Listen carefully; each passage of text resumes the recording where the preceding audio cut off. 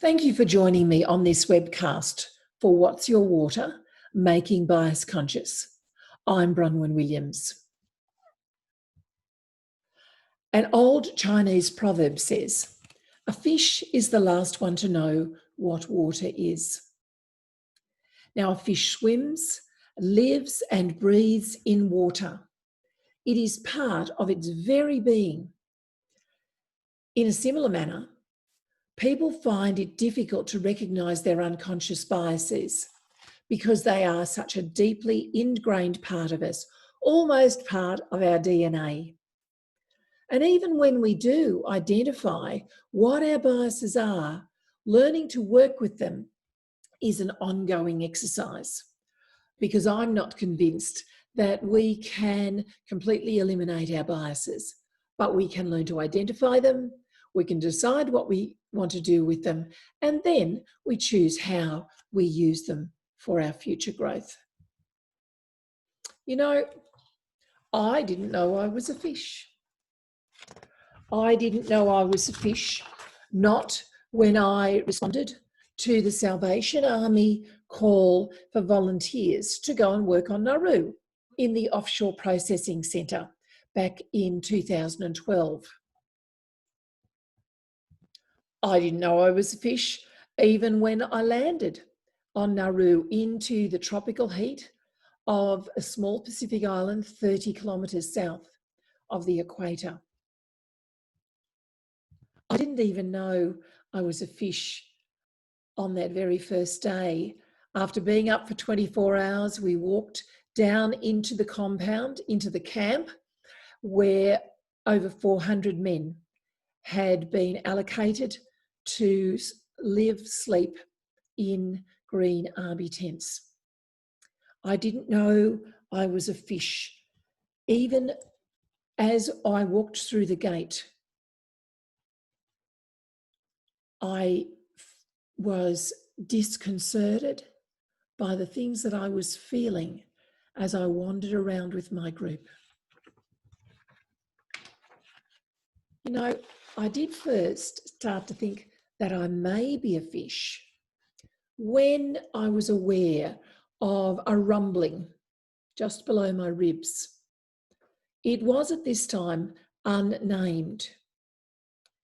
But as the 4 weeks on Nauru for that initial visit progressed, and as I reflected on what I was feeling, I realised that that rumbling, that churning, was a fear.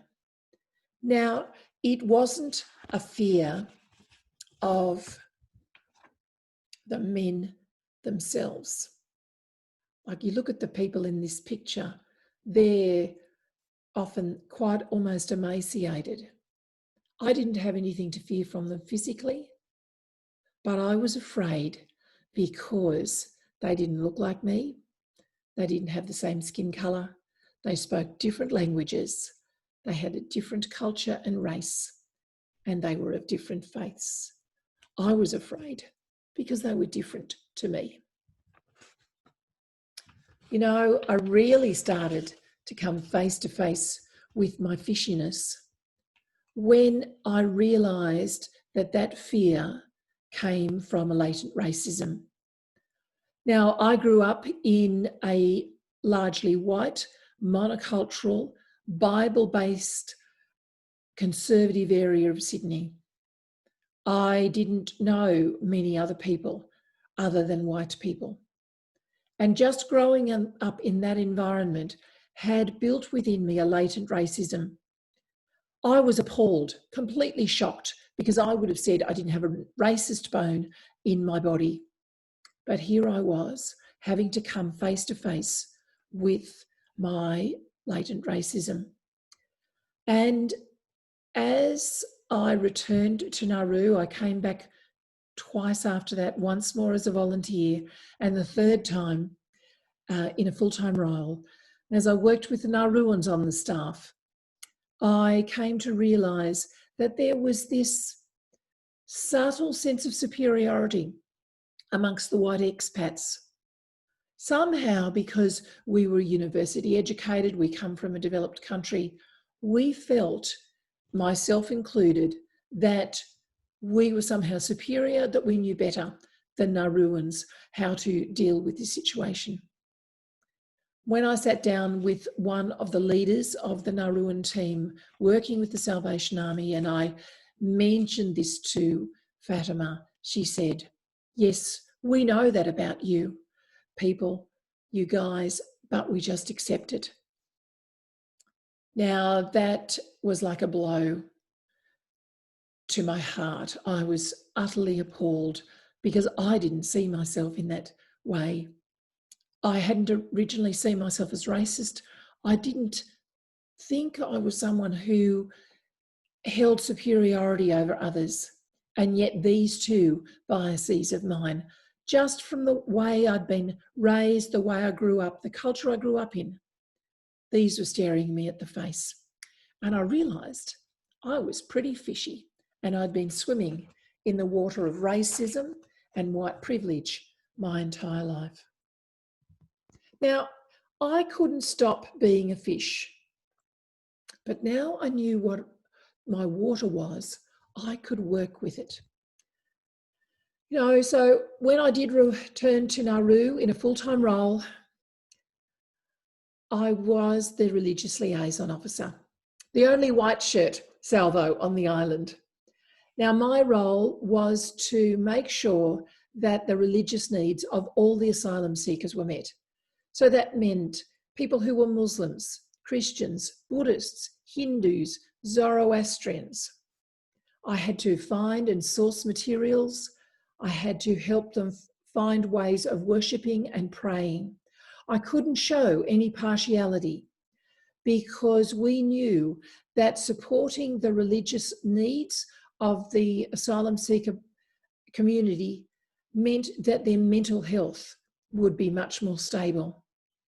And so as I did that, and as I worked in a beautifully multicultural team on Nauru, we had people from the UK, the US, from Sri Lanka and Vietnam and India and Uganda and Ghana, and so many different languages, Persian, Dari, Vietnamese, Arabic, as well as English.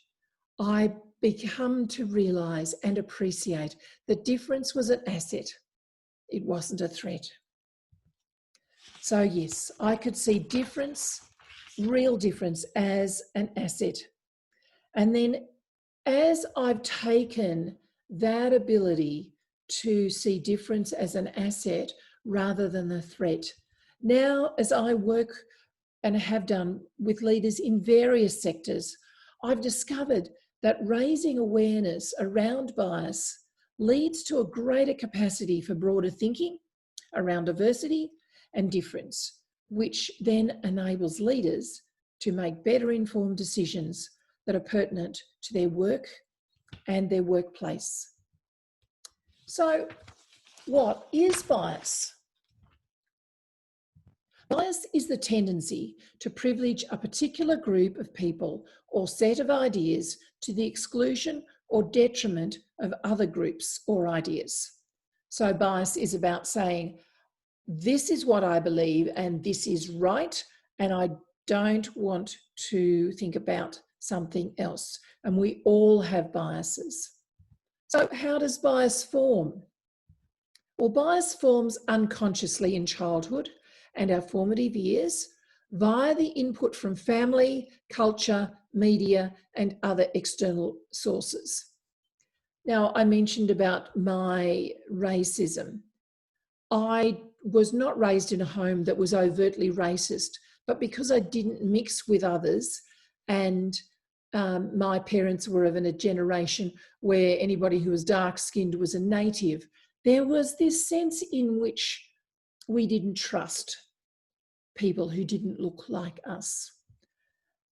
So it was really subtle, nothing, my parents were wonderful people, but covertly I learned that white people are best and white people know how to do things, and we need to just ignore what other people are doing. So what are the impacts of bias? Bias impacts all the areas of our lives as it shapes how we view life. So bias sits there in the background, and because it's not conscious, it just works behind the scenes, shaping how we do things and the decisions that we make. It influences our decisions so that unconsciously, as a business owner, we might hire people who look like us.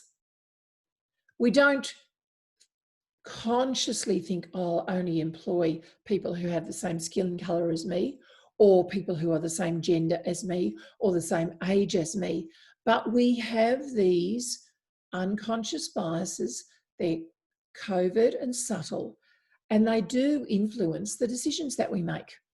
Now, we would love to think that we're objective about everything, but the reality isn't that we're not. We've all got lenses on that we look through, the lenses of our culture, our age, our gender, our nationality. All of these lenses are biases, and we look through them and we make our decisions coloured by those lenses. So they influence our decisions. Biases also feed our fears. And that was, for me, became obvious on Nauru. I didn't realise I was afraid of people who were different to me like that until I was actually face to face with it. But the bias that I had unconsciously against people of a different skin colour was feeding that fear. That's why I could feel it, because I was actually in no physical, emotional or mental danger when I was on Nauru. Absolutely none. And yet the fear was there because my bias of latent racism was feeding my fears. And then it shapes our relationships. Now, I know that people laugh about, look, gosh, I'm a baby boomer and there are millennials and Gen Xs and Gen Ys and maybe even Gen Zs and whoever, there'll be a whole new lots of generations.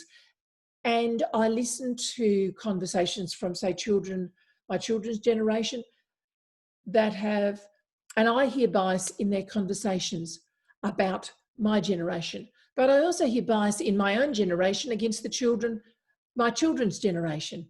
So it's not that none of us can do away with our biases, but it can actually influence how we look at people who are different to us, whether it's in relationship to generations, whether we treat men and women differently.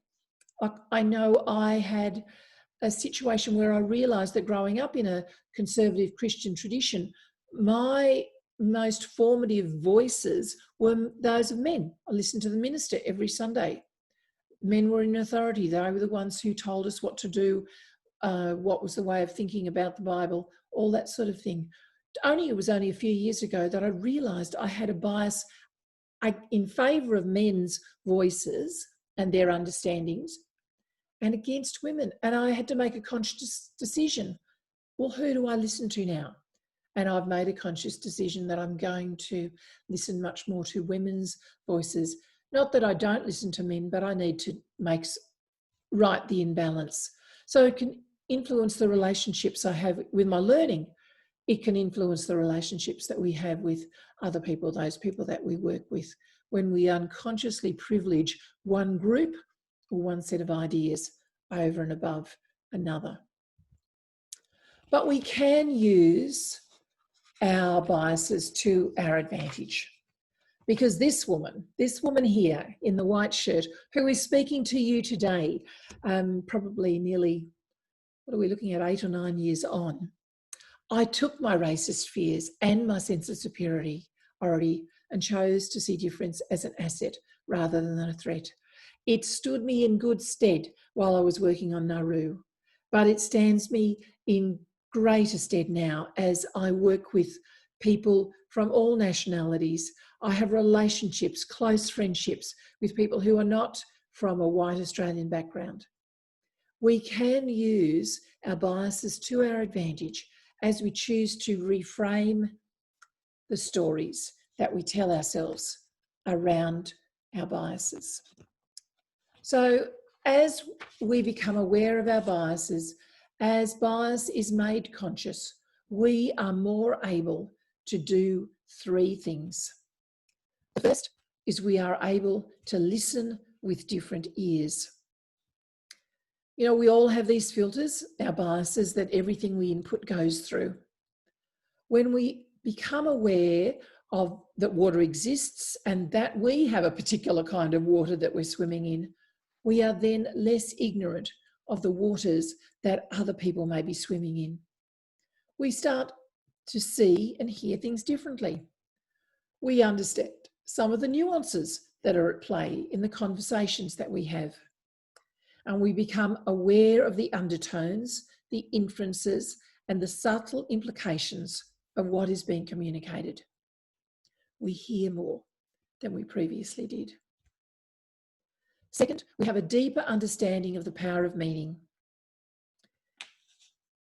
We give meaning to everything, to events, occurrences, things that we've enjoyed, things that have gone against us. We are meaning-making machines. But we all see experiences differently, and we can see the same experience in different ways. Two people can experience the same thing, but attach different meanings to us. And sometimes those different meanings can bring us into conflict with one another. So as we realize that we bring meaning and that others bring meaning, we can have a better realization just how powerful that is. That can be powerful in our workplace as we listen to the meanings that come out in a group situation. Maybe more, it'll come out in a Zoom situation rather than an in-house meeting in this current environment. But we will be able to listen for that meaning and go, okay, this person is seeing this situation differently. What can I learn? What can I add? How can I draw out that person's meaning so we can add it to the conversation? And when we find ourselves in conflict with someone around the meaning that we've attributed to an experience or an idea, because we understand the power of meaning in each of our lives, we are able to not take their meaning personally as a personal attack.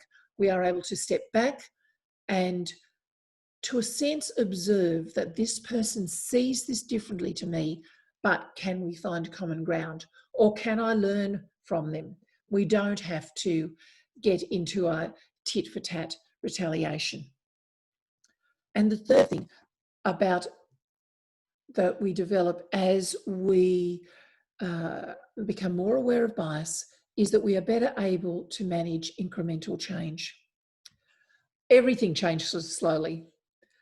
We sometimes want to just jump out of our pond. You know, we realize we're a fish, we're swimming in a particular type of water. We think, well, maybe I could be a tadpole and turn into a frog and just leave the water completely behind. Now, we know that that's not possible, but we can choose to change ponds. We can choose the way we look at something. Because, you know, people only change when they see the value in it for themselves.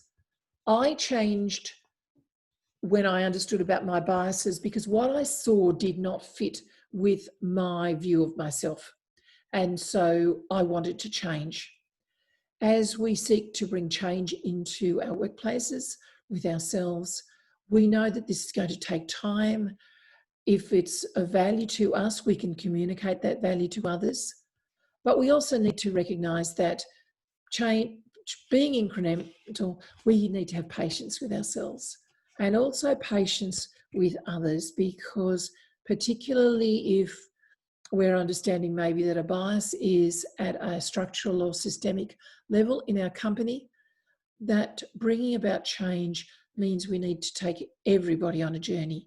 We need to be able to communicate to our staff just exactly what these changes mean and why we're doing them, that we're not just doing them for change's sake. We have to help people see that this change is going to be of value to them. So, what's your water?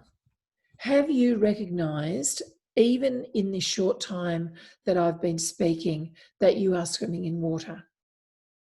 Have you perhaps even had a few murmurings in your heart, in your head, about what your own water may be? Have you been perhaps aware that you've experienced those rumblings just below your ribs and you can now identify that as fear? So, if you'd like to find out about more about what your water is and how you can leave the things behind that are hampering you, then I'd encourage you to let me know in the chats afterwards. We can take things offline. There's my email address, info@bronwilliams.com. Happy to get an email for you. I do have an email list in which I'm sending out information around bias, some practical tips for us personally and in business and work. So if you'd like to become part of that, please send me an email or let me know in the chat afterwards. So enjoy. I'm glad you've enjoyed this time with me, and I hope that you will discover what's your water.